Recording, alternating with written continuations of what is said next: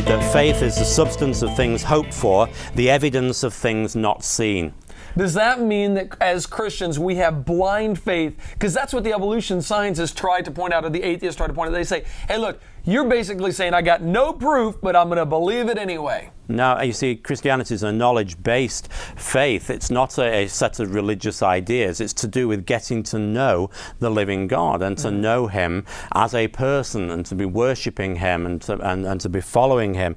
That's what it's about. So faith is not actually a blind thing. It's not saying, I'm going to... Well, Dawkins' definition of faith is, he says that faith is believing something despite the evidence, even in the teeth of the evidence. Wow. So he says there's faith, there's evidence, the two things are actually opposed. And that's not the case.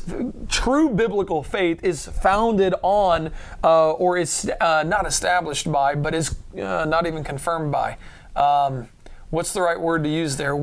Because our whole point is the Bible is the authority. The Bible is the starting point. Without that, you could not know anything at all. You get that quote from C.S. Lewis, right? Oh, so this is a marvelous quote from C.S. Lewis, and it comes from an essay he wrote called "Is Theology Poetry?" And I know that you can get that. There's a number of books, collections of C.S. Lewis's writings out these days where you can find this. But it's a wonderful quote.